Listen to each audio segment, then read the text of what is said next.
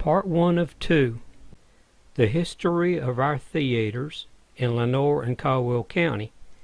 And we'll start with this building, which had the Hinkle Opera House.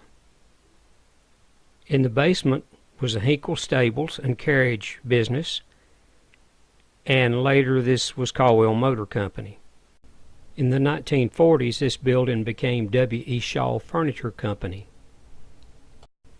The entire collection of photos and videos can be seen by Googling Bill Tate YouTube Hinkle Opera House video.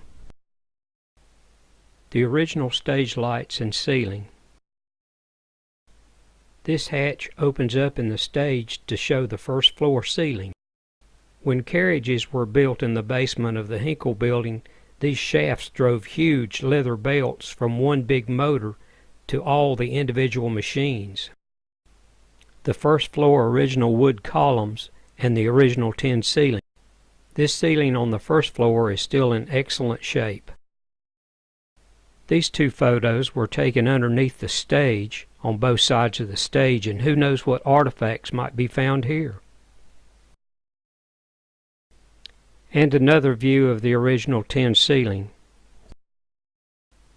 The original wood floor in the Hinkle Opera House. This stage electrical panel is still there and in excellent shape. This is the door to the fire escape from the Opera House room. Historian Bruce Craig with a huge I-beam that was added later in the basement. Original stage window facing south. Hinkle coal room, front basement of building, livery stable. Here you can still see traces of coal dust in the bank in the basement. The original office door to the mezzanine. Original wood floor, but pegboard has been added to the walls. This is looking from the mezzanine up to the right stage door. Opera House stage looking south, right side. Back in the day, lath and plaster was used instead of the sheetrock we have today. The Hinkle stage still remains much the same as it was. Owner Sean Williams is doing some restoration work. Historian Bruce Craig with owner Sean Williams. Sean and Bruce with the stairs to the mezzanine. The original stairway, and it's really in good shape. Another view of the original wood columns and original floor. Showing some original brick in the stable wall. The Opera House ceiling on the top floor is starting to rust away. It is believed that these 2x4s were added probably in the 50s. Many of the outside original windows have been bricked in. Historian Bruce Craig with the electrical panel closed. This concrete floor was added later in the stable and carriage shop. This is the coal room hatch, but is now covered with a sidewalk and concrete. A local church is renting this first floor. Original stable window. Stairs from the left door of the stage to the mezzanine. The original carriage entrances have been blocked in.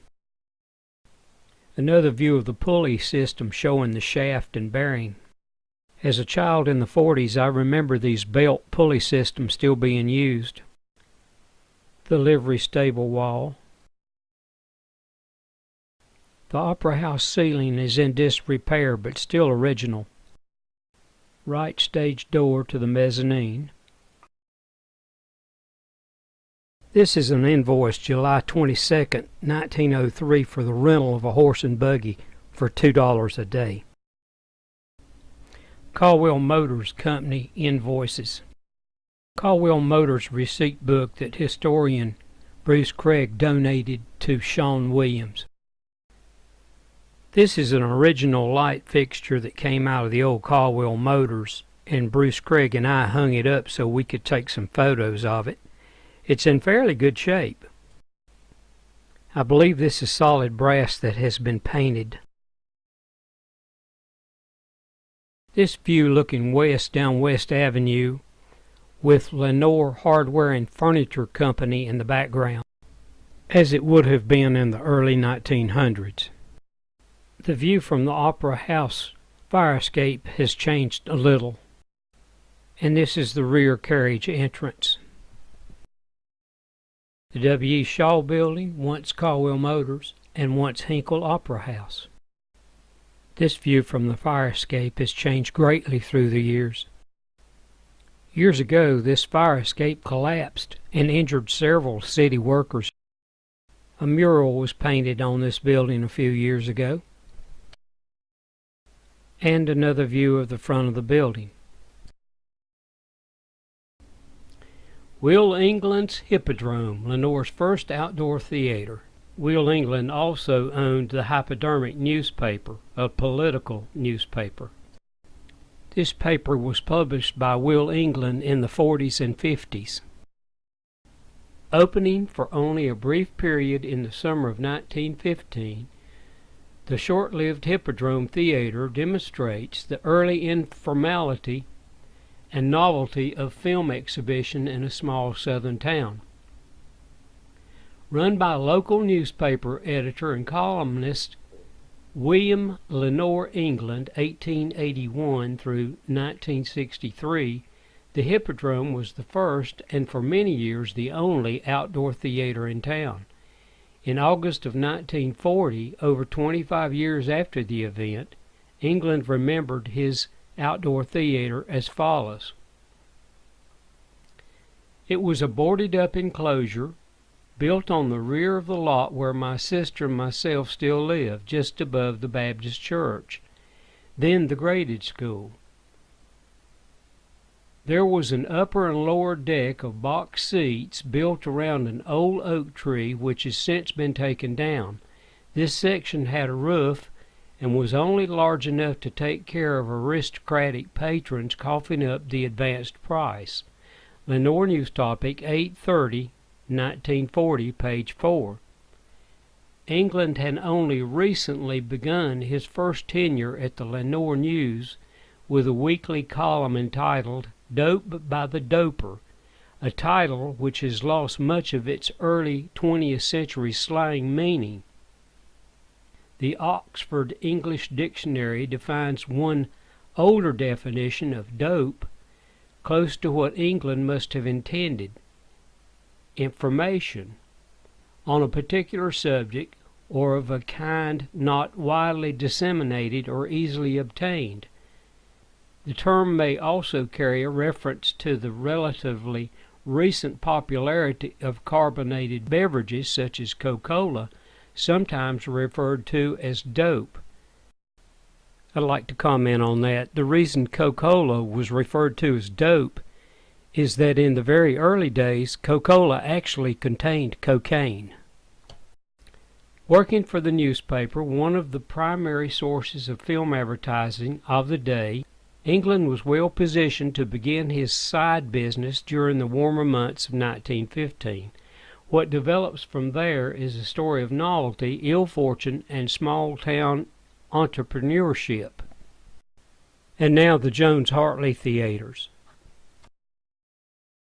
Ned Jones built his storehouse in 1911 on South Main Street between the Harrison Building to the north and the three-story Dual Building to the south. Lenoir Topic, 6/7/1911, page 3. By December 1911, the building was nearly complete, and the first tenants, a barber shop, were ready to move in to the first-floor storeroom. McClure's barber shop was equipped with large mirrors, tubs and showers, machines for electric massage, and was claimed to be one of the handsomest and best-equipped barber shops in the state. Lenoir Topic, 12/6/1911, page 3. The second floor would be reserved for Jones' own business, real estate, and insurance. The barber shop lasted for about a year and a half at this location for reasons unspecified. It was relocated in August of 1913. The first floor of the Jones Building would not be vacant for long. Mr. F. C. Carroll spent Monday in Charlotte buying material for his new theater in the Jones Building, which he will occupy about the 9th of September. Mr. Carroll says that it is his purpose to make his new place one of the most attractive theaters in the state. Lenoir News, 8/26/1913, page 3. Carroll's Princess Theater had been located for the previous year in the Shell Building, just 5 stores south on the same street. The next month, Carroll gets a new landlord when Jones sells his building to R.B. Hartley. Mr. R.B. Hartley and Mr. E. Jones, Jr. closed a deal the latter part of last week, whereby Mr. Hartley becomes the owner of the Jones Building on Main Street, now occupied by the Princess Moving Picture Theater on the first floor. Lenoir News, 9/23/1913, page 3.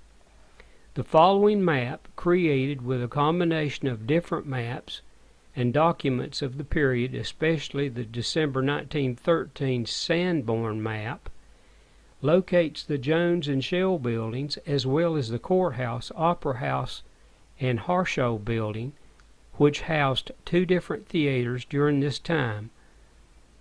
The Red Moon Theater and then Star Theater were in the Harshaw building at this time.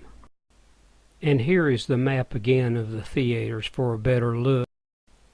Also, I'd like to mention that Ned Jones Hill, which is 321A, also known as Norwood Street, Ned Jones Hill was named for this Ned Jones. I believe at one time Ned Jones did actually live on Ned Jones Hill. The arrow indicates the location of the Jones Building, to the left looking down Main Street and directly next door to the obvious 3-story Dula Building.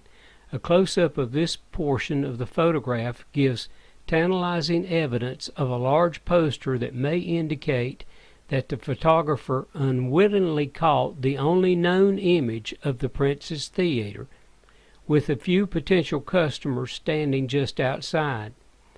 Here is an enlargement of the above image focusing on the theater front, a bit grainy but still recognizable as a large poster-style advertising typical of an early film theater. This would date the photograph at some point between September 1913, if it is indeed the Princess and not a barbershop or other business, and the end of 1915 when the theater closed.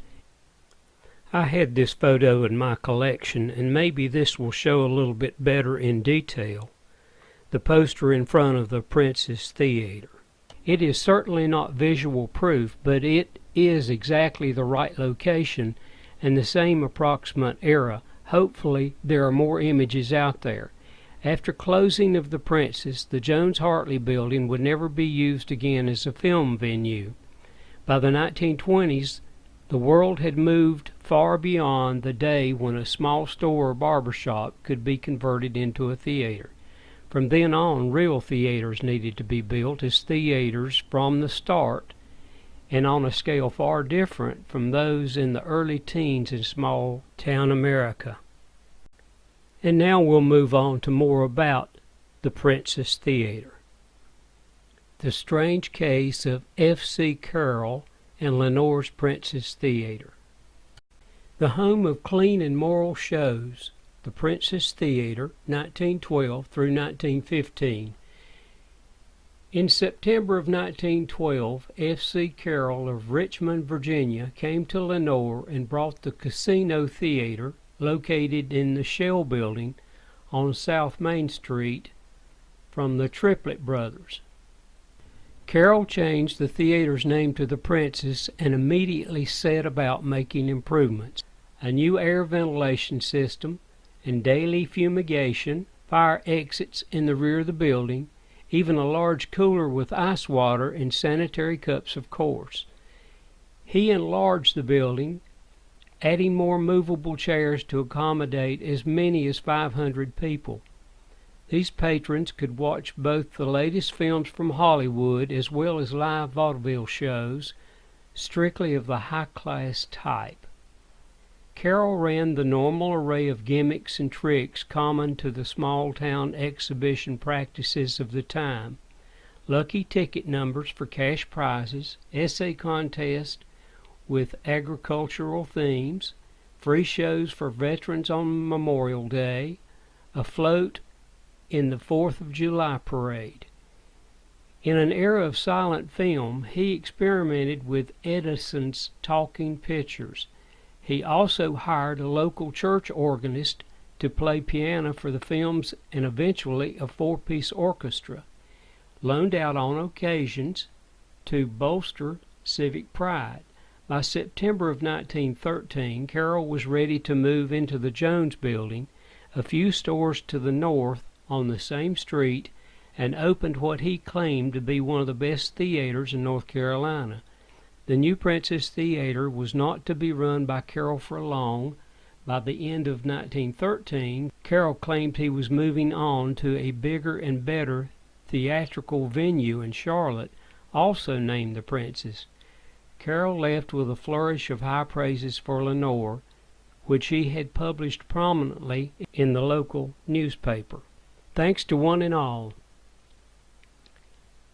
I take this method of extending my heartfelt thanks to each and every citizen of Lenoir for their kind and generous patronage which they have tended to me since I have been engaged in the motion picture business here, and only because I feel that way I have been treated by the people of this glorious little town. It is my duty to do so. I leave behind nothing but good word for the town and highest praise for its people. I beg to remain with success and best wishes to all. Mr. and Mrs. F.C. Carroll. Lenoir News, 11/28/1913, page 2.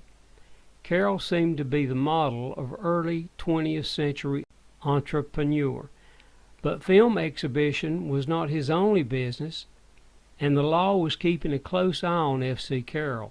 His place of residence would soon be the federal penitentiary in Leavenworth, Kansas. The Princess Theater occupied first the Shell Building on South Main Street from September 1912 through September 1913, and then was moved up the street to the Jones Building, where it remained for the rest of its existence. It had 4 different owners-managers. F.C. Carroll, 9/9/1912 through 10/21/1913, E.M. Hinkle, 10/21/1913 through 11/19/1913. W.M. Spangler, 11/1913 through 8/5/1915. Will England, 8/5/1915 before February 1916. Newspaper advertising throughout this period is inconsistent for the Princess. Only a general summary of some of the equipment used and personnel, as well as major films and events, can be made based on surviving information. Equipment. F.C. Carroll purchased the Casino Theater from M.C. and N.R. Triplett in September of 1912. The Caldwell County deed book entry for this transaction gives details of the exhibition equipment the Triplett brothers were using in the casino. 1 Powers No. 5 moving picture machine, 1 Hines upright piano, 2 12-inch electric fans, 1 8-inch electric fan, 1 set of trap drums, 1 ticket booth, 1 machine booth and all the tools and fixtures belonging to the machine, 1 stage curtain, and all stage fixtures now in the building herein after mentioned, 1 graphophone and all records, 204 folding chairs, all lights and lighting fixtures, all of said property being located at the present time in the building now known as the Casino Theater and belonging to the estate of M.E. Shell, deceased. Caldwell County Deed Book 54, page 273 through 275. All of this equipment passed into Carroll's hands for $600, $200 cash down, and the rest to be paid in $50 monthly installments. Carroll immediately renamed the theater the Princess and opened on 24 September 1912. There are no actual ads for the theater until that December. Local notices in the meantime state only that high-class vaudeville and motion pictures were shown, giving no details of the actual films exhibited. Shows ran nightly, Monday through Saturday, and cost at 5 and 10 cents. One assumes a nickel for children and a dime for adults. In October, Carroll added a newly patented Pullman air ventilation system, improved lighting, and fumigated and disinfected the building daily. Lenoir Topic 10/2/1912, page 3. The latter steps were more than just cosmetic. At the time, there were real and reasonable fears of contagious diseases in cramped public spaces. By spring of 1913, the building was expanded to accommodate as many as 500 patrons on movable chairs. Lenoir News 2/21/1913, page 3, and the Lenoir News 3/7/1913, page 3. In May, Carroll added a large drink cooler with water apparently free of charge. Lenoir News 5/27/1913, page 3. Exhibitors were yet to figure out that selling drinks and food to movie patrons could earn as much or more as the admission price itself, and show lengths were relatively short at this time anyway. In May of 1913, Carroll at least advertised that he was experimenting with Edison talking pictures. Matters local and personal. Mr. F.C. Carroll received a telegram on Wednesday from the Eagle Film Company informing him that a man would be here on the 26th to install his talking pictures. These pictures are the latest production of Edison, and it will take an electrical engineer 2 weeks to set up the work. Lenoir News 5/23/1913, page 2. This must be the projecting kinetophone Edison was promoting at the time. Troubles with synchronization doomed the new device to the scrap heap of history, and it is not surprising that there is no further mention of it in Lenoir. A more useful machine would have been the new projector purchased that July. Matters local and personal. Mr. F.C. Carroll has sold his old moving picture machine to Mr. W.S. Spangler of Mortimer and has purchased a new standard simplex machine of the very latest design from the American Moving Picture Machine Company of New York.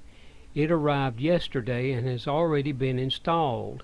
Lenoir News 7/29/1913, page 3.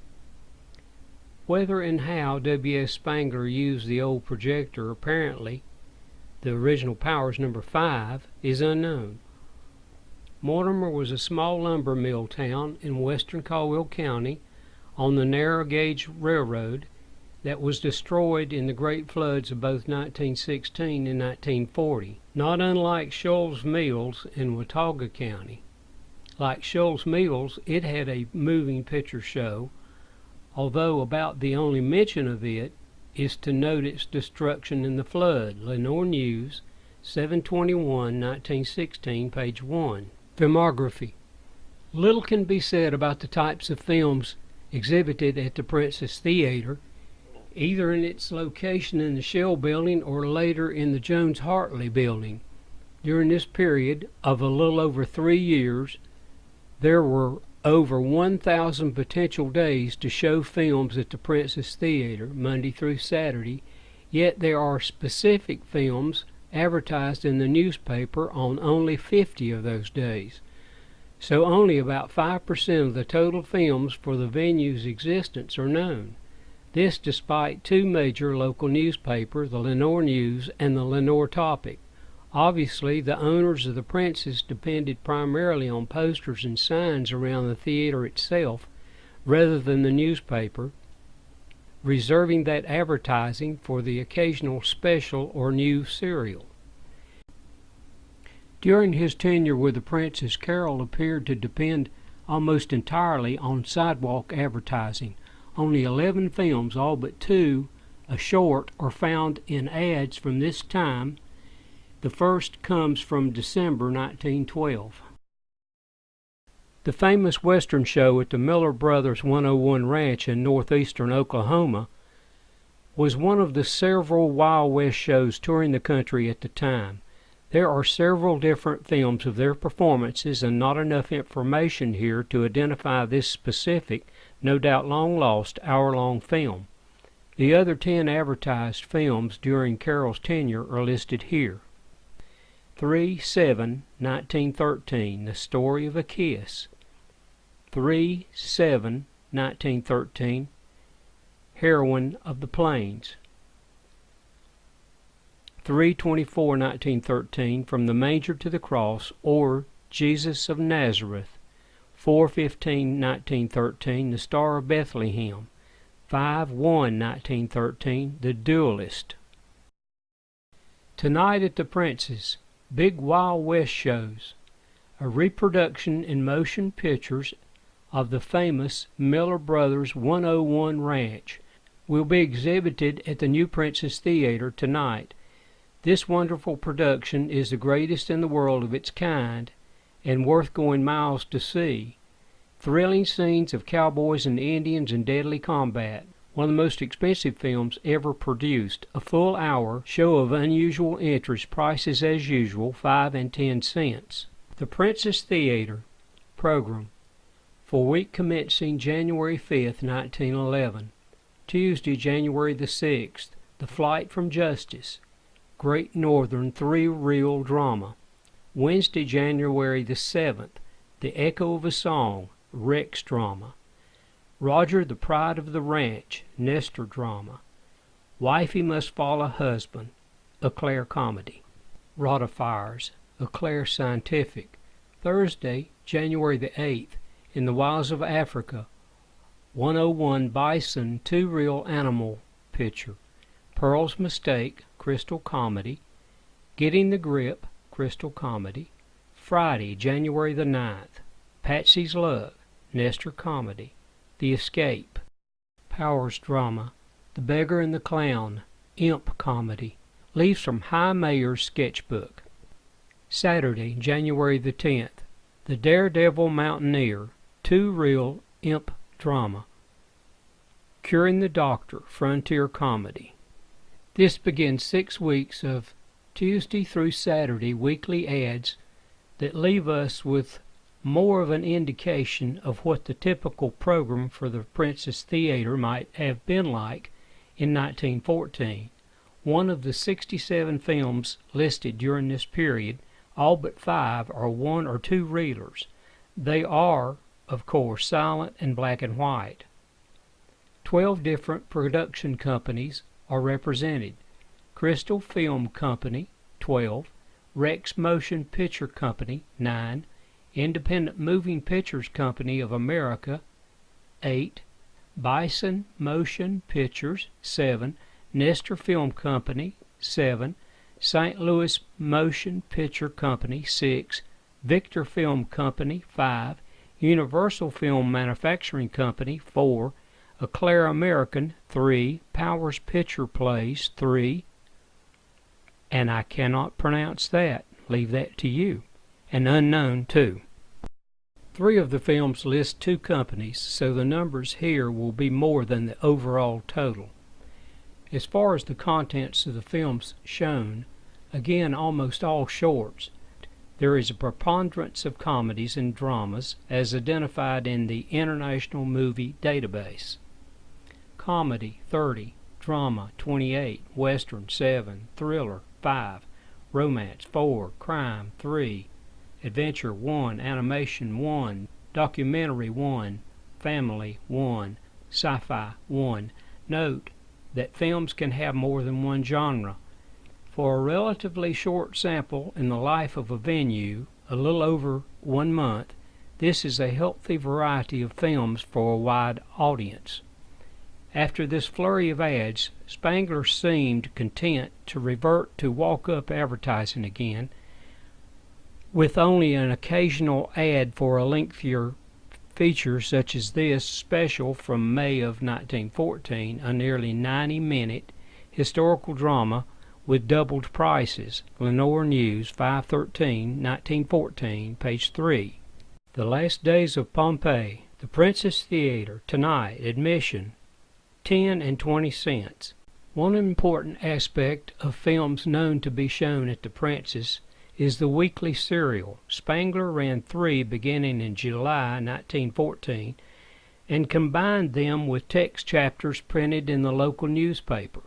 7/9/1914, Lucille Love, The Girl of Mystery. 10/19/1914, The $1,000,000 Mystery. 11/4/1914, The Tray of Hearts. Lucille Love lasted for 15 episodes, as did The Tray of Hearts. The $1,000,000 Mystery was more ambitious, at 46 reels or 23 episodes. The first 2 appear to have had a complete run at the Princess, while the advertising for the latter leaves it unclear as to whether it was completed or not. These serials continued into 1915, and ads for the theater all but ceased for most of that year.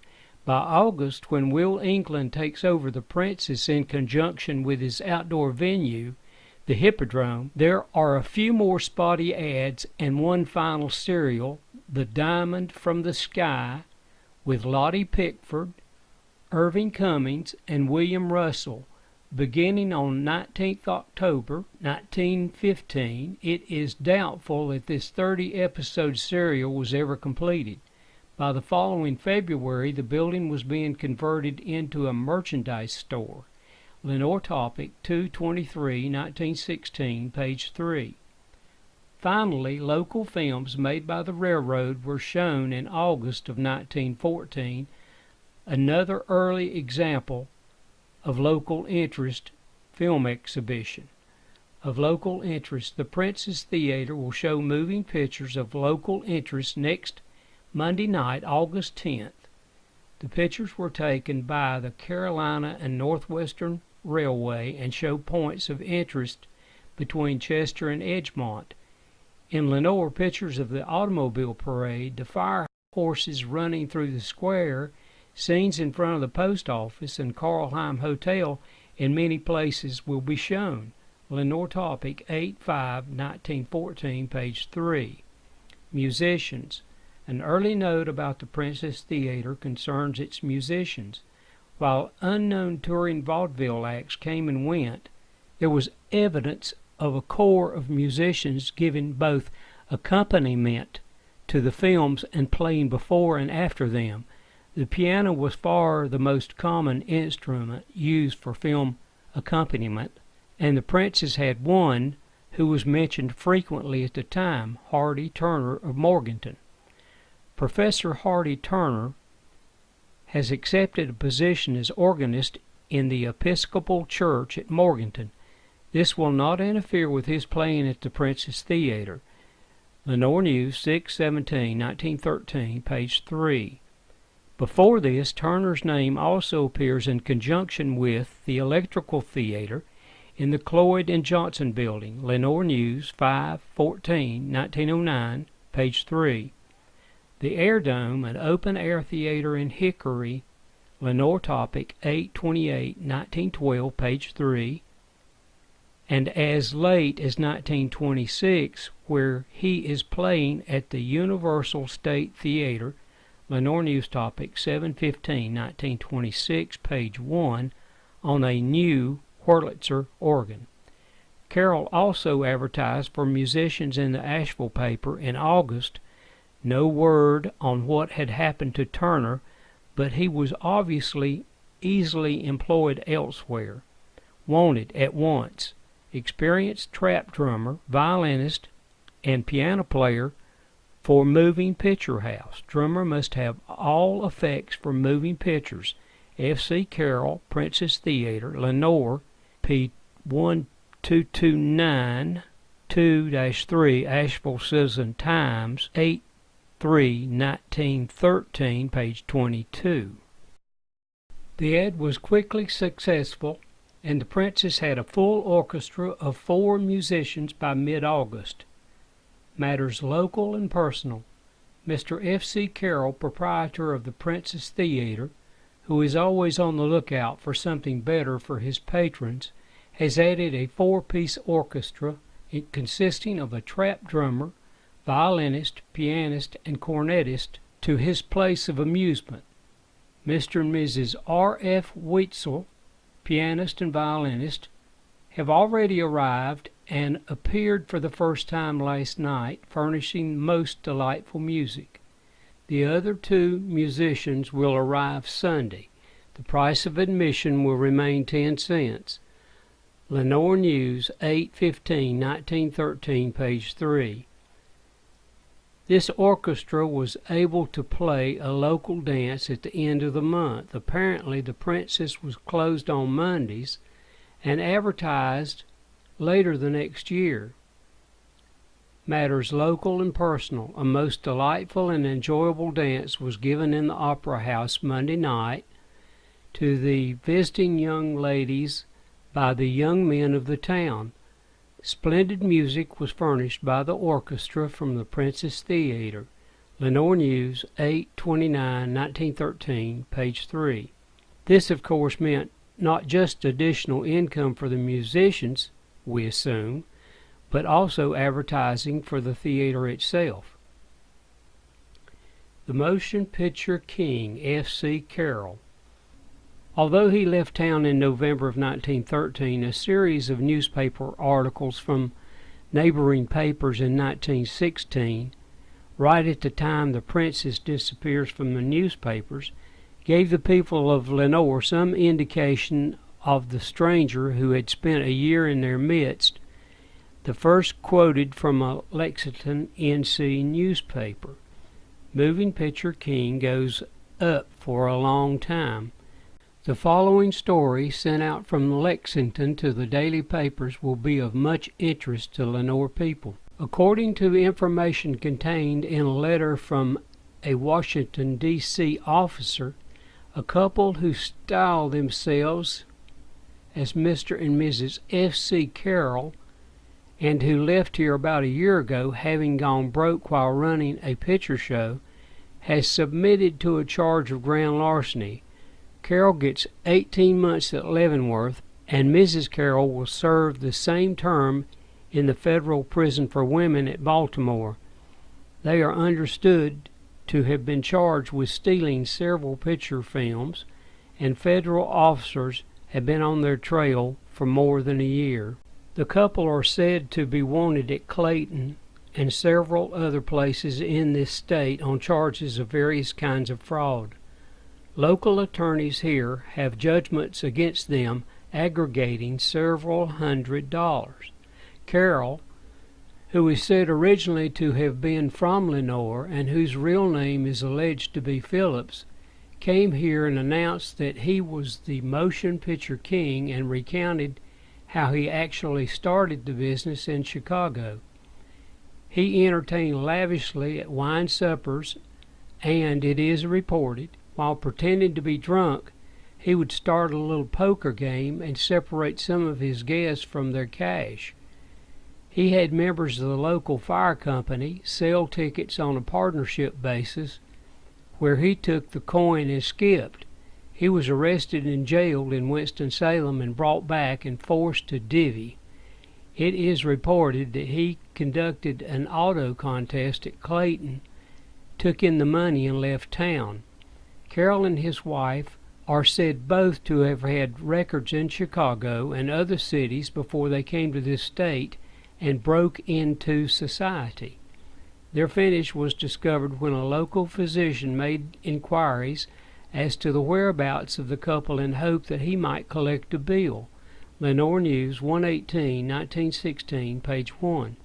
The Lexington Dispatch contains a few more details on the nefarious duo. Couple noted in prison. F.C. Carroll and wife sentenced to federal prison on charge of grand larceny. Carroll, or rather Phillips, which is his real name, and the woman claiming to be his wife, came to Lexington from Lenoir in the summer of 1914. He opened the Princess Theater and operated it until about April 1915. He then secured the services of the local fire company to sell tickets, the proceeds to be divided upon an agreed percentage. Carroll was to do the dividing, but instead he collected the money and went to Winston-Salem. He was arrested, put in jail, and brought back here, where he was made to pay the money due the fire company, plus the cost. Lexington Dispatch, 119, 1916, page 1. By February, some details of the story had changed a bit, although with similar results. What threw the Carroll pair? Information received by persons in Lexington about the plight of F.C. Carroll and Paramore is to the effect that the immediate cause of their sentence was stealing from department stores instead of securing motion picture films by weight. The method used by the couple now under sentence and seeking parole was a rather slick one. They would go to department stores or send orders and have quantities of valuable goods sent to a house supposed to be their residence, the goods marked COD, and taken out by the carrier, while Phillips and his companion went inside the house with the express purpose of examining the goods to see if in proper condition and to secure the change for their purpose. The carrier was requested to wait out in front. The couple then made their exit from the back door, taking with them the goods and the alleged cash for which the carrier was so impatiently waiting. They worked this trick on Kahn's department store in Washington, but apparently Kahn made good on his name when he took out after the couple who were trying the same thing on him. Lexington Dispatch, reprinted in the Lenoir News, 2/8/1916, page 2. The twisted story of Carroll Phillips remains puzzling.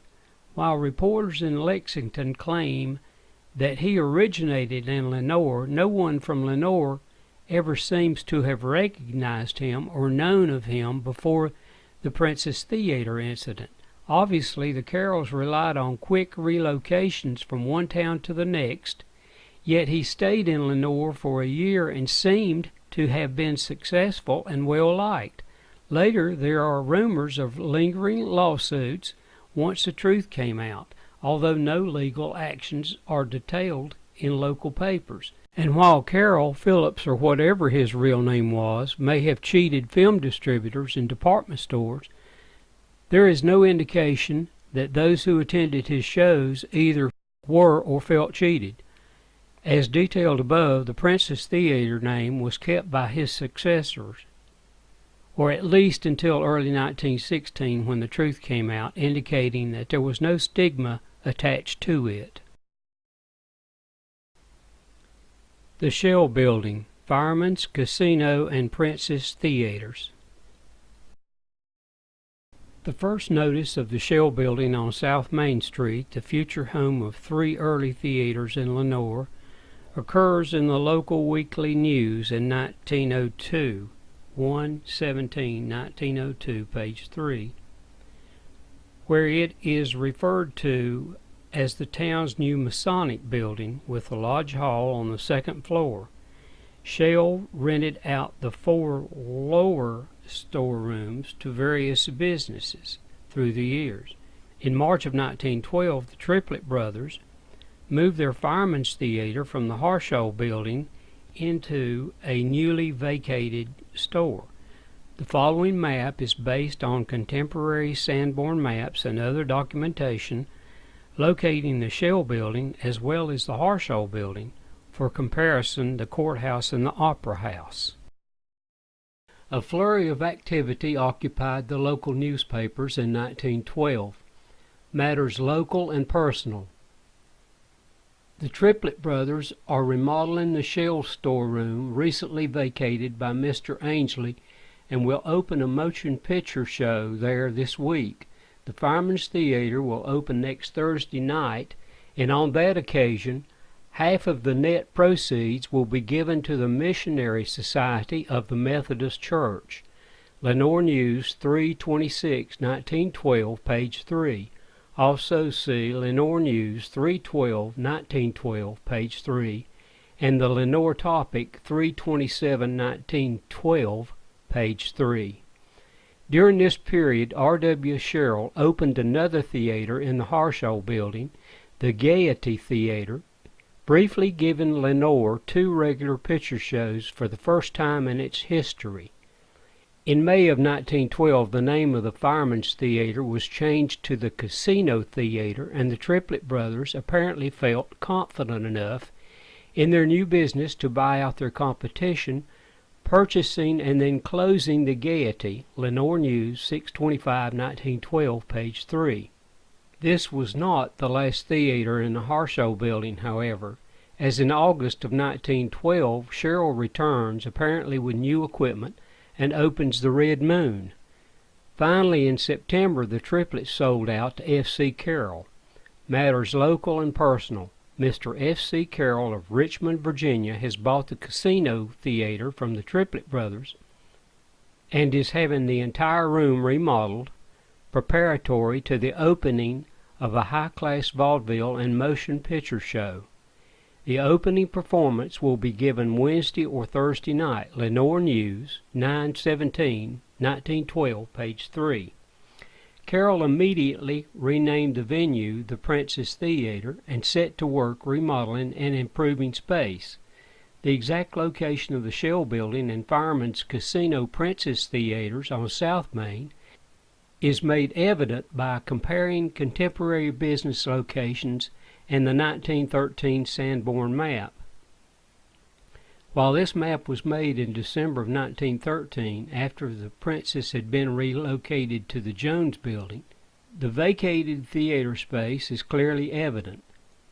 The Shell block has 4 first-floor storerooms listed on the Sanborn map as drugs, grocery, vacant, and men's Spurgs B&S, or a drugstore, grocery store, vacant building, and a store for men's furnishings, boots, and shoes. The second floor is listed as lodge rooms. The drugstore was originally owned by Shell himself, but sold in 1913. Lenoir Topic, 10/29/1913, page 3. The grocery store arrived about the same time, just before the Sanborn map was made, run by R.M. Tuttle. Lenoir Topic, 10/8/1913, page 3. The Thompson Lyerly shoe store was listed as being next door to the Princess in 1913, well before the theater had moved up the street. Special sale on all straw hats. Thompson Lyerly Shoe Company on South Main Street, next door to the Princess Theater. Lenoir News, 6/13/1913, page 2.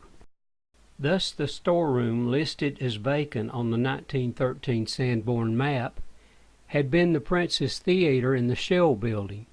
F.C. Carroll ran the Princess Theater at this location from September 1912 until September 1913, when he moved 5 stores northward to the new Jones Building. The role that the original Triplet Theater had in helping the town purchase equipment for the fire department, thus the name Fireman's Theater, was still remembered years later. Wall reviews history of the fire department in the city by L. Herbert Wall, Mayor, City of Lenoir. Movie saves day. It may be of interest to recite the fact that some of the operating expenses of the fire company were met by the privilege tax levied on a picture show by Lenoir and by an arrangement worked out between the late M.C. Triplet, brother of Commissioner G.B. Triplet, whereby the fire company received 5% of the proceeds of the ticket sales. The town of Lenoir did not appropriate very much funds for the work of the fire department until in recent years. It should be kept in mind that the firemen not only gave of their service, but many of them gave money besides to help equip and maintain the department. Lenoir News Topic, 9/17/1931, page 1, page 8. Again, thanks to my new friend Dr. Gary Boy for this excellent information, making this historical theater video possible. Now we'll move on to what I have collected in the last 12 years about theaters. I spent 18 hours on this photo of the Center Theater marquee as it would have looked in 1941 when it opened with the movie Virginia. And as you see at the bottom of the photos, I have also added the appropriate posters that went along with this movie. Someday I would love to see the old Center Theater restored and back in operation, and I had many ideas of how this could be possible. But it seems as if no one wanted to listen. So I'm too old to worry about this now. Maybe it'll happen in the future. The plan I had would benefit all, including the present owners. The Center Theater was the most popular theater here in Lenoir, North Carolina. And back when I was about 10 years old, admission was 9 cents. I found this photo on the internet and it has been completely restored. So many movie stars, especially Western movie stars, appeared live and in person at the Center Theater. All cartoon shows and the Three Stooges were extremely popular back in the day. There were many serials too, Superman for one, and I believe there was another called Rocket Man. Mr. I.C. Holloway ran the center for years, and his son Steve and I were friends. Steve and I both went to Lenoir High School, so I got to see inside this theater as not many people were able to. One thing very unusual about this World War II Center Theater photo is that until only recently did I notice that in the far right corner of this photo is the Petrie Grill. Later that would be the Firestone store. The Petrie Grill was in operation for a very short period of time. Gabby Hayes, Roy Rogers, and Gene Autry are just a few who appeared live here in Lenoir. Here is a rare grand opening program of the center when it opened, Monday, March 3rd, 1941. I always do narration in my videos of things that may be too small for you to see on your screen, or maybe you're elderly and can't see that well. It is our wish to render every possible aid in making your entertainment the highest arts of the greatest producers by giving you a theater to which you may point with pride, by serving quietly and efficiently, and by being ever solicitous of any suggestions which might enable us to render a greater entertainment service. Your pleasure, happiness, and comfort will be our highest endeavor. Information. Theater opens Monday through Friday, matinee, 3 p.m., night, 6:45 p.m., Saturday continuous from 9:45 a.m. Kitty Club Saturday, 9:45 a.m., Saturday Late Show, 10:15 p.m.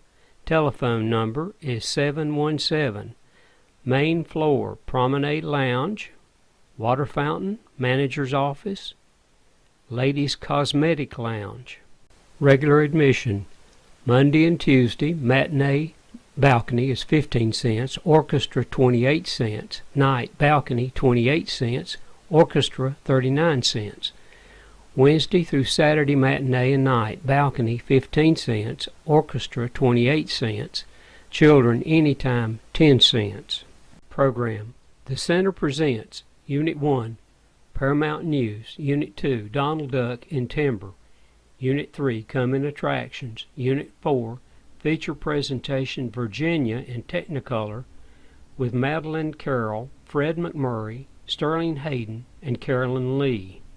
Personnel: Dan Austell, Resident Manager; Olivia Strother, Cashier; Edith Greer, Cashier; Doyle Norris, Doorman. Doyle Norris went on in later years to open the Norris Drive-In in Whitnall, North Carolina. Ewell Stafford, Projectionist; Arthur Caldwell, Popcorn Attendant; Menard Cluer, Usher. I did an interview with Bernie Cluer, who also owned car washes here in Lenoir, North Carolina. That interview with Bernie Cluer is really something you should see. It tells so much about the history of Lenoir, North Carolina.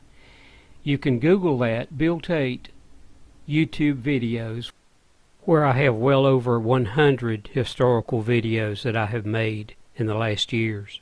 Graham Branch, Usher; G.W. Layton, Poster Artist; Vester Berry, Janitor. Equipment and furnishings. All furnishings and equipment represent the latest modern-day science affords, including sound reproducing equipment, projection and lighting equipment, and specially designed lighting effects.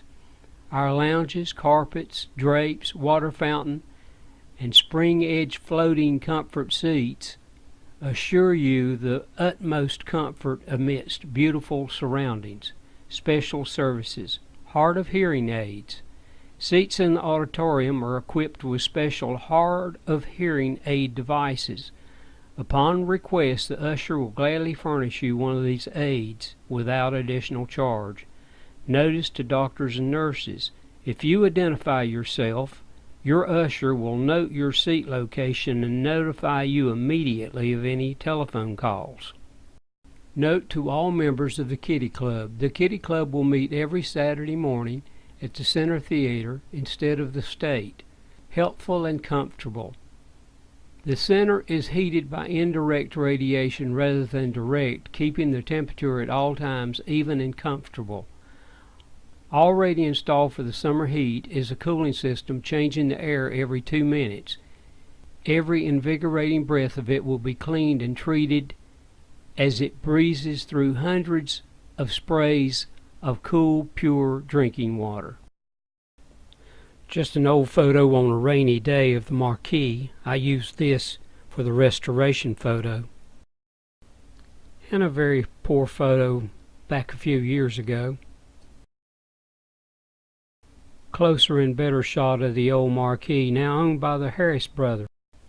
I would say this photo looking east up West Avenue was taken around 1950, because I remember the price in 1950 being 9 cents for a child. I got this photo from the internet, but this is just typical of the freestanding popcorn machines that were in front of the theaters, especially the center. I remember that one. I usually had a quarter, so 9 cents to get in, 10 cents for a box of popcorn, and I would have change to buy Holloway's Milk Duds, and no, Mr. I.C. Holloway didn't make the Milk Duds. I thought he did. And Tootsie Roll Pops were a penny apiece. This is an excellent painting of the Avon done by Dustin Turnmeyer, and this was used as our Christmas card at the museum. Dustin is a local artist and very good in what he does. And this September 1956 photo, and I believe it came from Jim Melton, that's the photo that Dustin used for his painting. This old, very damaged photo is the only photo in existence of the fire at the Avon, and this is the text under it. Last Saturday, owing to the efficiency of the Lenoir Fire Department, in spite of the fact that flames were breaking out over the roof of the theater building, the fire occurred about 4 p.m. while the Christmas shopping crowd was at its highest peak and nearly 2,000 people witnessed the scene.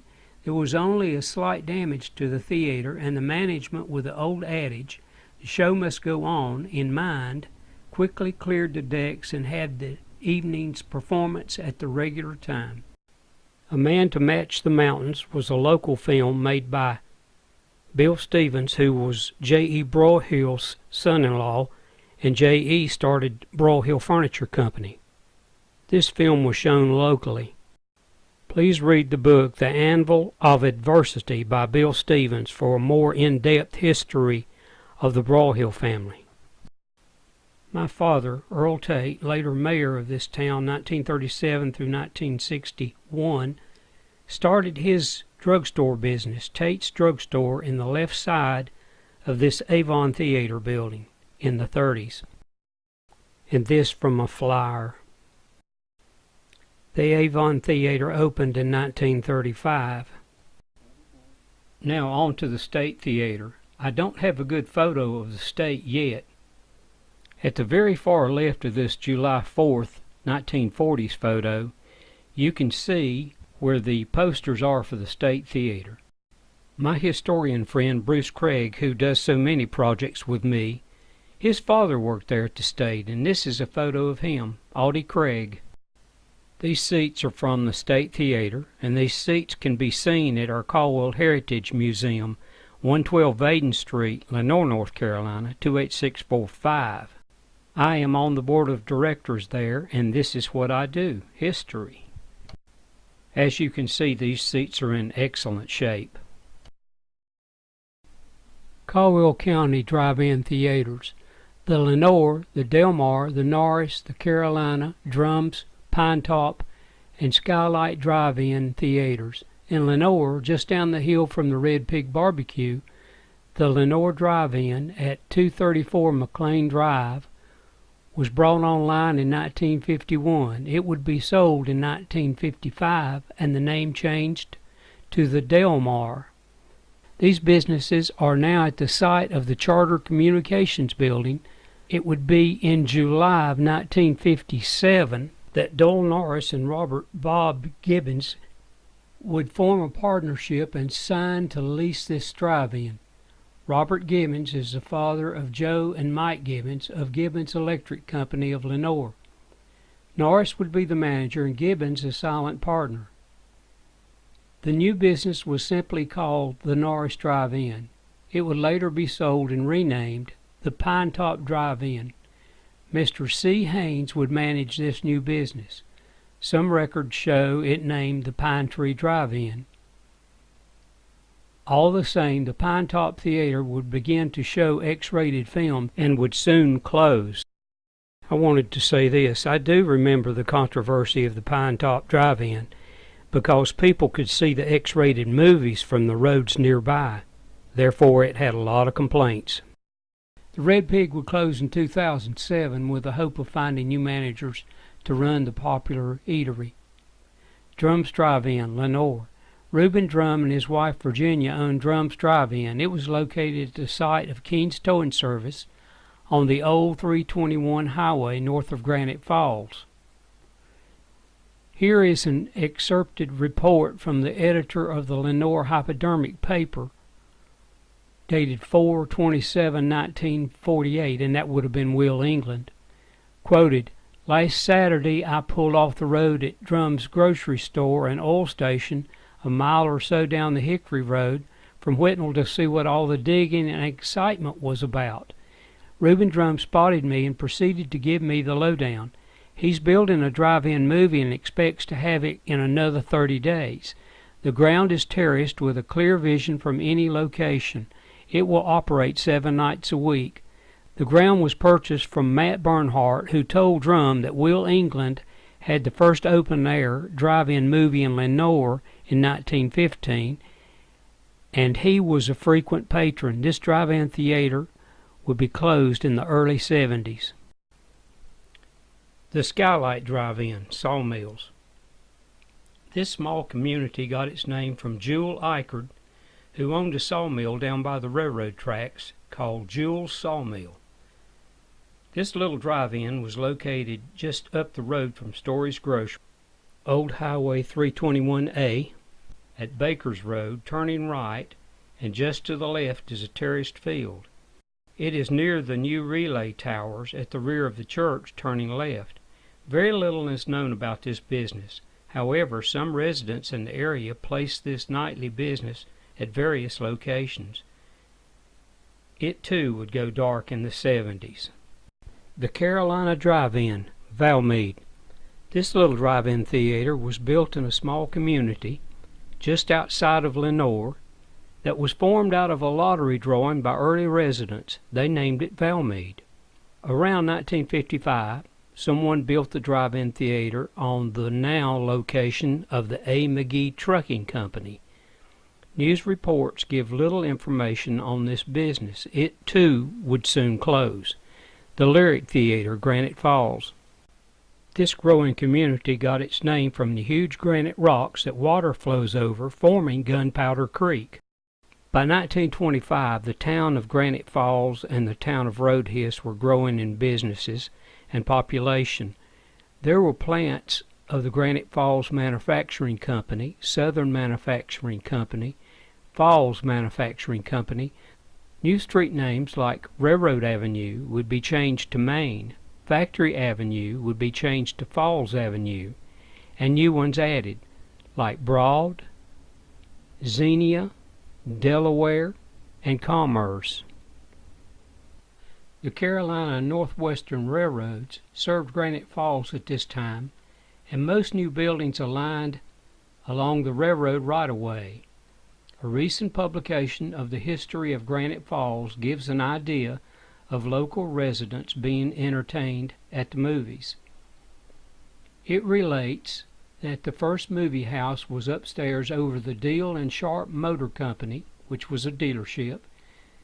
The Lyric Theater was built on the site of the 1920 fire of the car business. It would first show silent films of the era. For us to be more specific, from the present City Hall going southeast towards Hickory was the third building that would be the home of the Lyric Theater, Sanborn Fire Insurance Map 10-1925. It was located in the Suzanne's Florist Shop, 2006. Some say even after extensive remodeling in the 40s and 50s, still show a discernible Lyric Theater, unquote. The written history recalls those who worked at the Lyric. Nina Deal sold tickets early in the years of the silent films. Ed Sherrill would own and operate the theater into the 1930s. His daughters, Viola, Colleen, and Josephine, would sell the tickets. Claude Piercy, a citizen, had two jobs. He not only cleaned the place, but he would also play the piano during the viewing of silent films. Later, around 1938, Sherrill would sell the building to Colonial Theaters, Incorporated of Valdez. This not only would be a strategy by Colonial to take out the competition, but to give valuable credit towards a much larger investment. It would be rented out to make room for the Western Auto Store owned by L. Harold and later sold, but not before the Granite Falls Press reported that on January 25, 1957, Pretty Miss Josephine Reed was winner of the Miss Granite Falls Beauty Contest held at the Lyric Theater. Miss Heredith Hendricks was second. Among the junior group, little Caroline Mackey was crowned as Junior Miss Granite Falls. The main theater. Colonial Theaters Incorporated of Valdez would build a new and very modern theater, the main theater, on a vacant lot on South Main Street in the back of the Granite Falls Baptist Church. Local papers account the opening like this. May 7, 1940. Completed main theater will hold opening Monday night, constructed at a cost of $26,000. Open house is planned for Thursday afternoon from 4 to 6 o'clock. The new manager is O.K. Tweed Hogan. Hogan is a native of Montgomery, Alabama. He attended the Riverside Military Academy and had further studies in management at Duke and the University of Florida. L.G. Klein would be his assistant at the business. Colonial Theaters of Valdez contracted Brinkley Lumber Company for the construction of the building. It will comfortably seat 517, including the orchestra and the balcony. Upholstered seats have been installed throughout the theater for the comfort of patrons. It was completely air-conditioned with cushioned seats. RCA sound fidelity equipment will be used with simplex projector machines. The Cat Sign Company of Charlotte erected the new marquee. In attendance for the May 9th opening were the officials of the Colonial Group of Valdez, officials of the National Theater Supply Company of Charlotte, H.B. Berry, President of the Theater Owners Association of the Carolinas, Walter Griffith, Secretary of the Association, the Mayor of Granite Falls, along with officials of the city and many others. Those employed as managers were O.K. Hogan, Britt Carpenter, Ed Couch, and its last manager would be Robert Bob Wakefield. Some of the new-coming films were Gaucho Serenade with Gene Autry and Smiley Burnett, House Across the Bay, stars George Raft and Joan Bennett, Swanee River with Don Amici and Andrew Lead, Virginia City features Errol Flynn and Randolph Scott, Babes in Arms starring Mickey Rooney, and Northwest Passage with Spencer Tracy.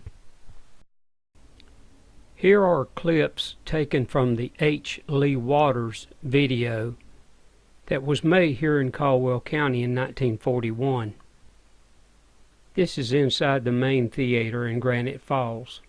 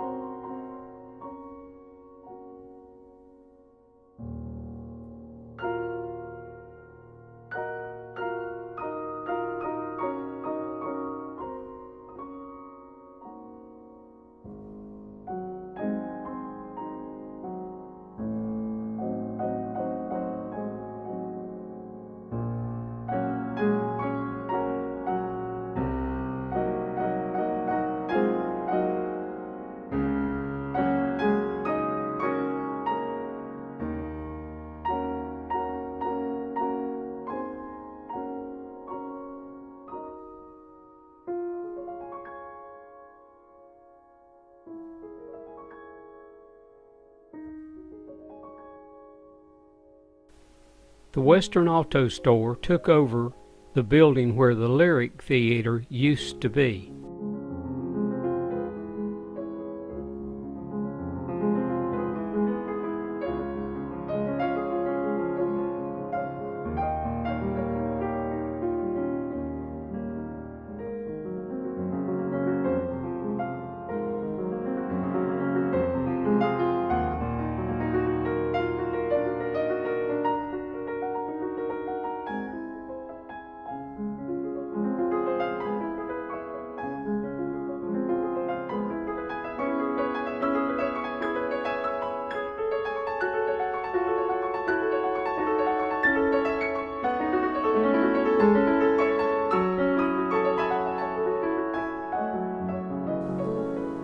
More old video clips from the main theater.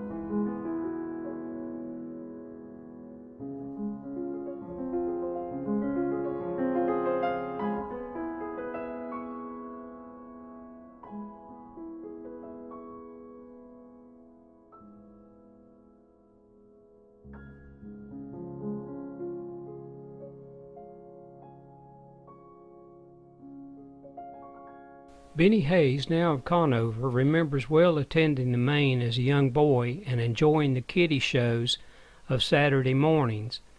The cowboy features and the serials were to his liking, he recalled. I saw my first Tarzan movie there. He went on to add these interesting facts. The first movie shown was Two Girls on Broadway, starring Lana Turner, Joan Blondell, and George Murphy. This was a remake of MGM's 1929 musical, Broadway Melody. Today, a lobby poster of this motion picture sells for $1,650. Tweed Hogan later moved to Charlotte and worked for Consolidated Theaters Incorporated. He has since passed away. The main theater was remodeled in 1950 and would close in 1965. There are no theaters in Granite Falls today.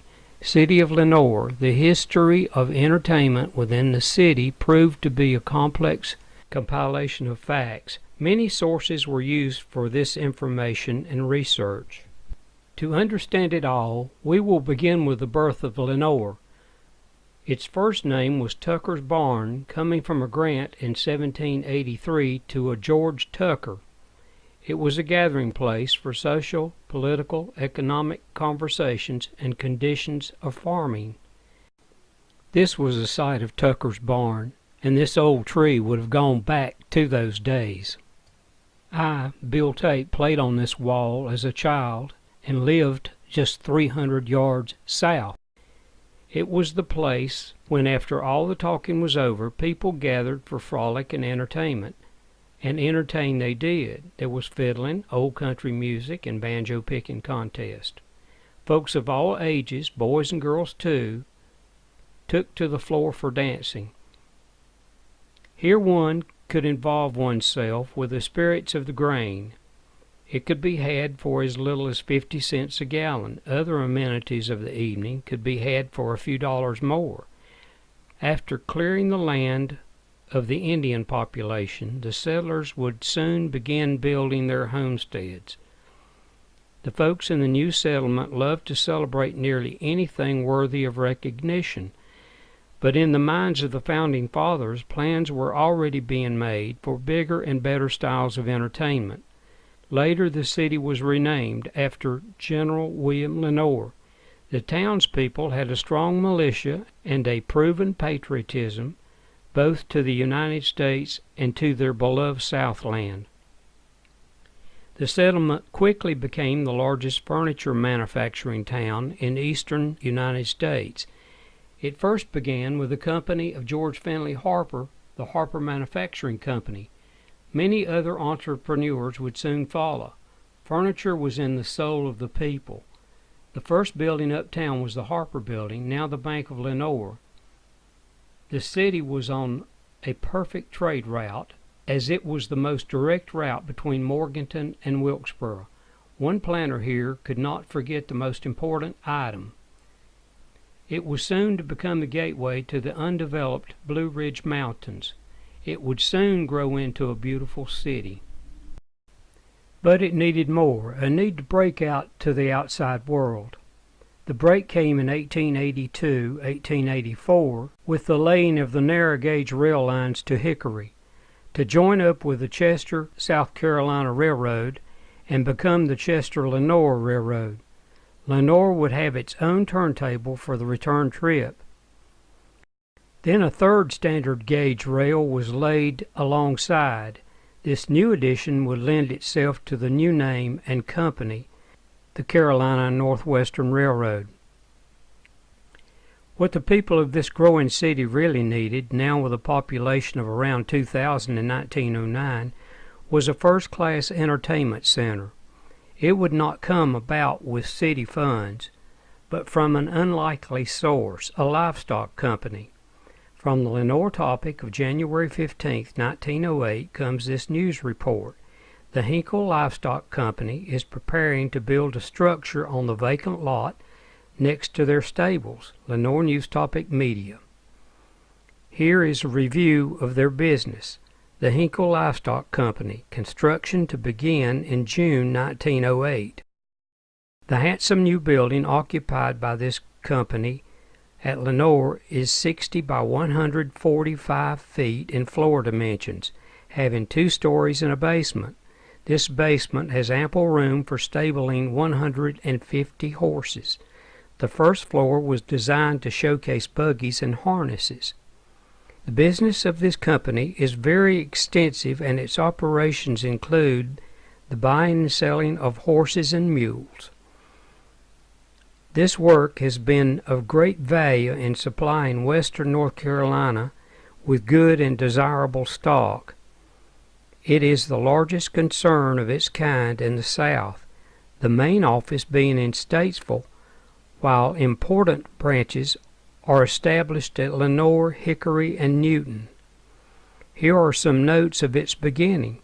The company was incorporated 7 years ago, 1901, and the officers at the present time are L.P. Hinkle, President, C.V. Hinkle, Vice President, T.L. Hinkle, Second Vice President, D.J. Craig, Secretary and Treasurer. New designs show the offices of the company and a magnificent showroom for buggies and carriages. The area of this showroom is 7,000 square feet, rendering it probably as the finest in the state. The Hinkle Theater would later have a skating rink downstairs on the main floor. In 1908 came a new showplace for the people of Lenoir. The upper floor of the building contains the Hinkle Opera House, which had a seating capacity for 1,500 people, a handsome stage, and was supplied with a choice of scenery and an artistic drop curtain. Electrical switch boxes were located backstage. Here are some newspaper reports pertaining to the Hinkle Opera House from the Lenoir Topic newspaper. 3/18/08. Electric Moving Picture Show opened at the Opera House. They will be shown tonight and Saturday night. New pictures provided for each performance.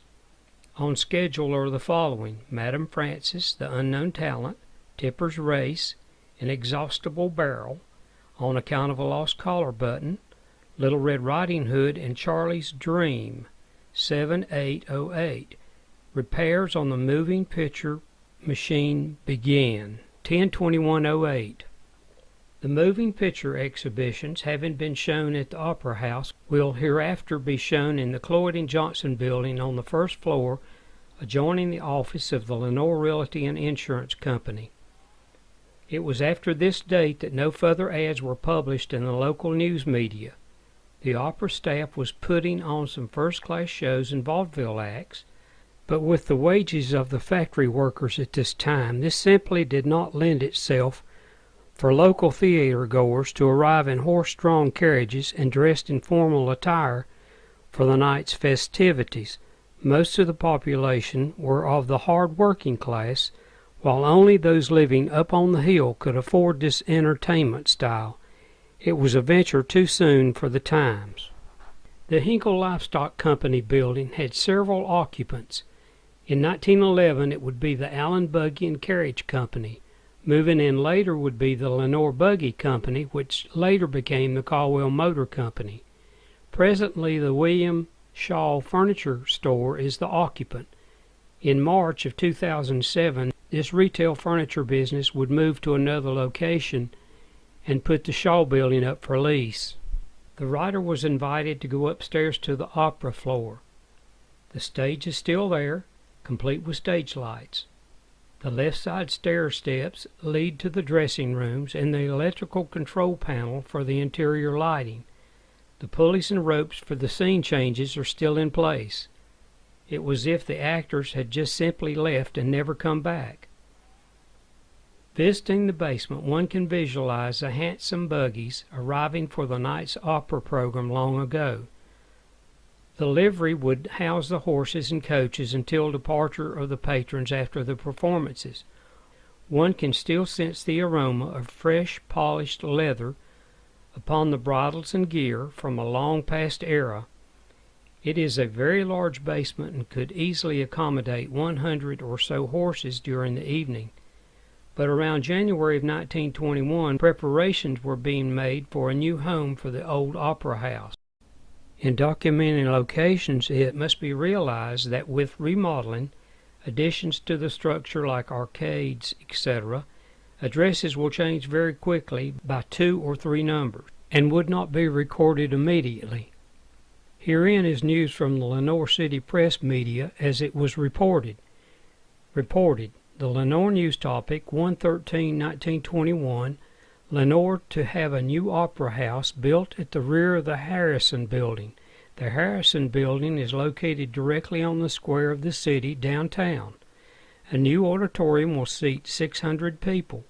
Mr. George O. Shakespeare and Associates recently purchased the Harrison Building. The entrance to the auditorium will be on the side of the building facing the square, and the building will be in harmony with the improvements now being made on the building. The construction should be completed before the 1st of May. It will be a 2-story yellow brick structure with a large main floor and balcony.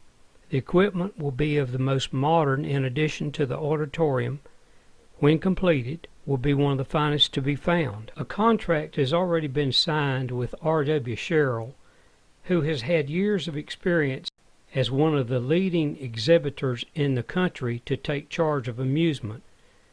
Sherrill plans to give excellent moving picture shows and to secure good attractions of vaudeville or stock companies for occasional concerts.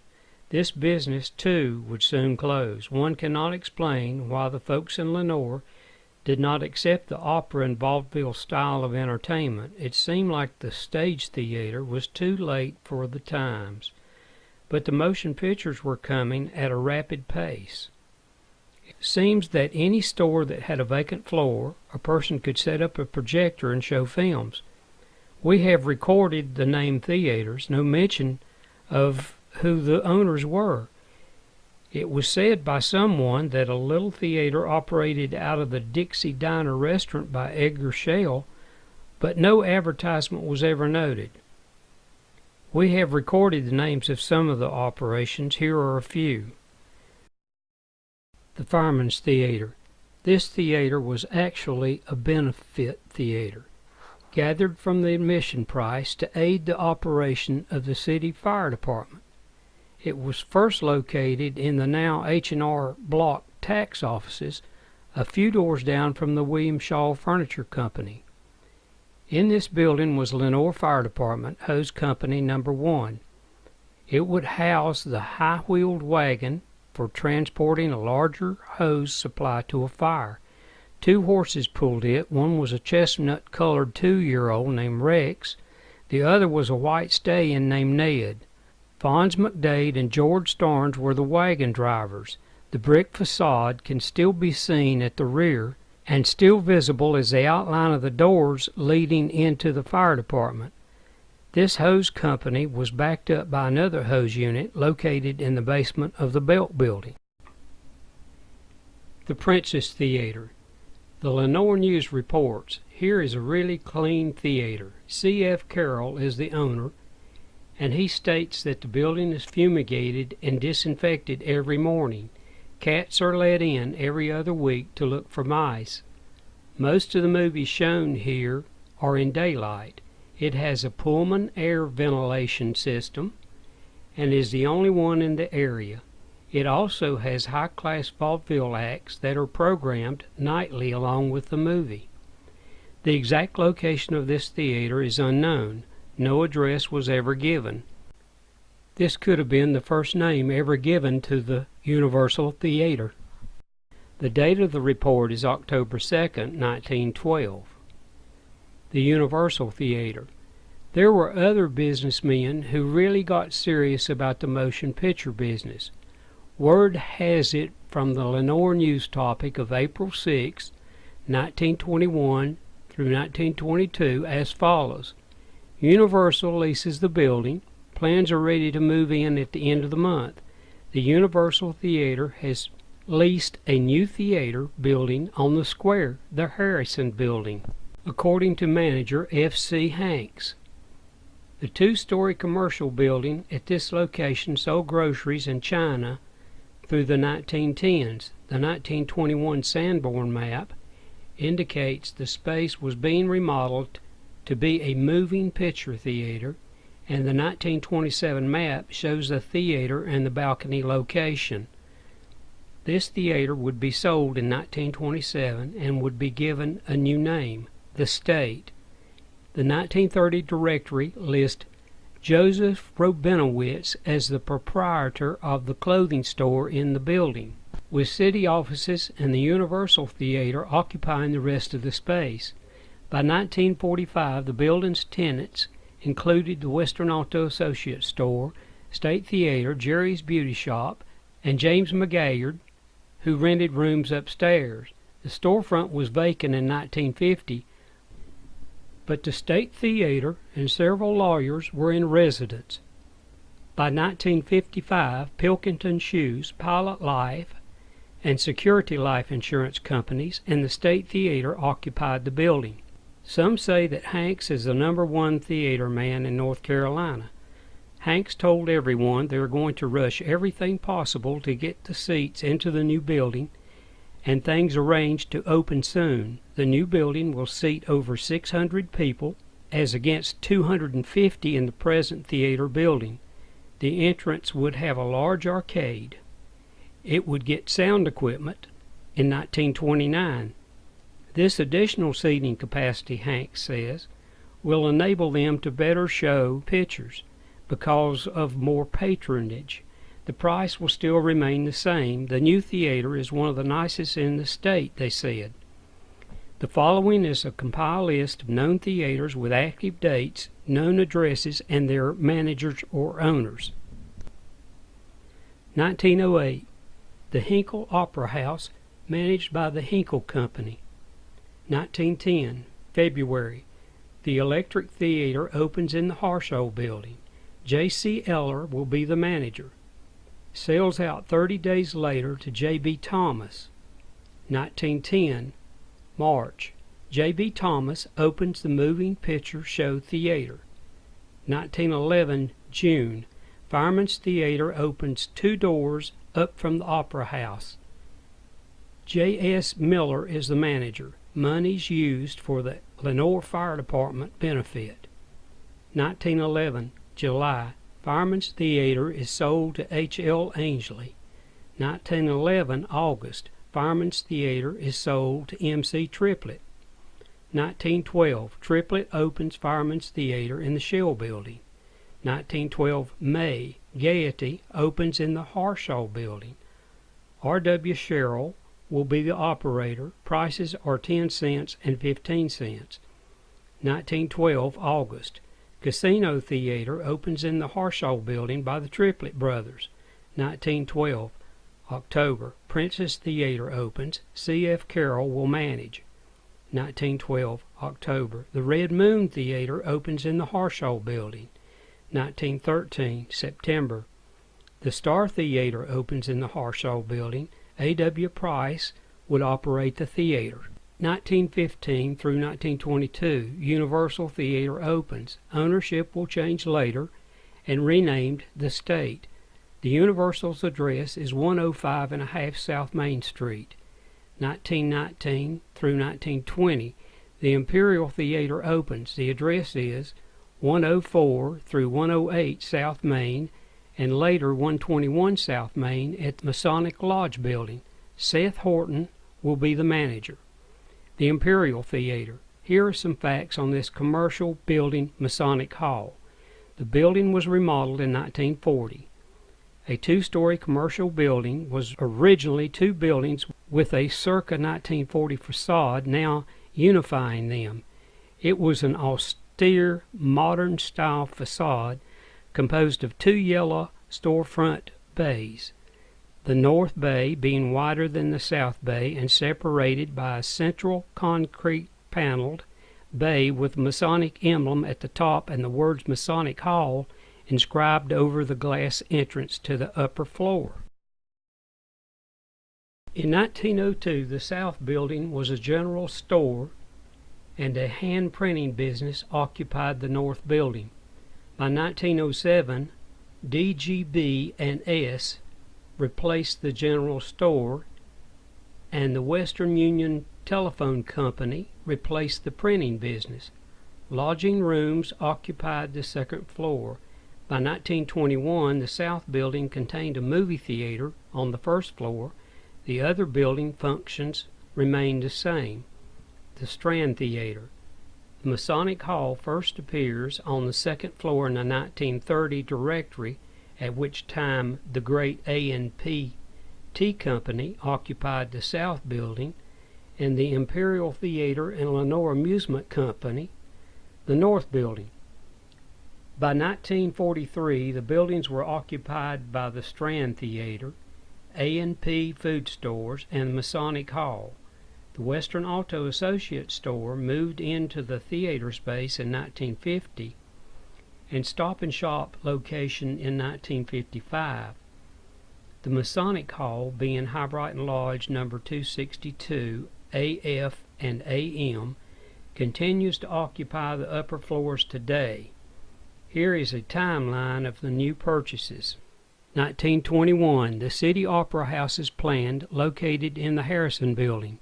It would be in business but for a very short time. 1927, Universal is sold and renamed the State Theater. 1927, the State Theater opens. Address is 105.5 South Main Street. Andrew Hutchins and Norris Doyle will be the managers. Location is in the Harrison Building in the back corner, former Universal Theater. See 2007 History Notes. The Avon Theater. The Lenoir News Topic on November 3, 1933, announced that construction has begun on the new Avon Theater and that the city is assured a modern theater in the next 90 days.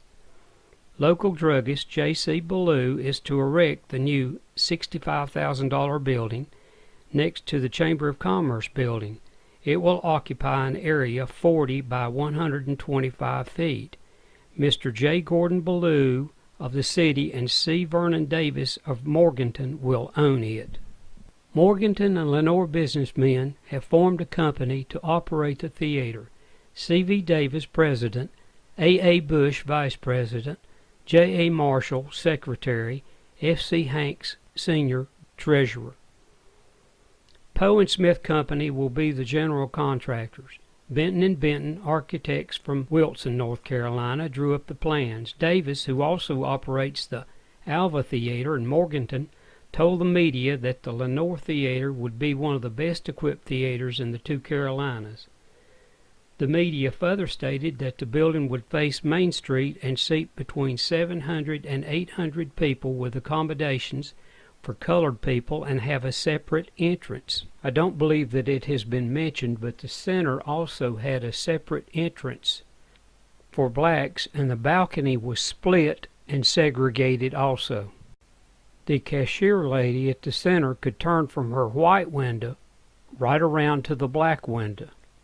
And I always remember center as having female cashiers. The front of the building will be of the colonial type and will anchor two other stores to each side of the entrance.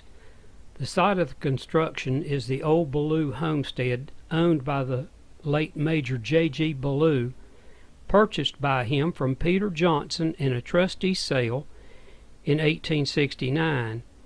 It was on that property that P. Johnson operated a liquor house and saloon. New Avon Theater opens February the 9th, 1934. Floyd C. Hanks will be the general manager and Floyd Hanks Jr. will be the manager. It would seat over 500. The address is 118 North Main Street. It would later be destroyed to make room for the new courthouse. The Center Theater. In August of 1940, construction was begun on the $60,000 Center Theater. The event was reported in the Lenoir News Topic. 1941, March. The center opens at 209 West Main Street in 1941. This was a gala affair downtown, complete with a parade along Main Street with the Lenoir High School Band leading the merriment. Seating will be for around 855 patrons. The main floor seating is 522 and 333 for the unusually large balcony. This is one of the largest new theaters in western North Carolina. The Lenoir Amusement Company operates it. Paramount Pictures will own it. This building will be on lease from the Kinsey Theater Group in Charlotte. The center manager would be a young bachelor, Dan Austell of Spartanburg.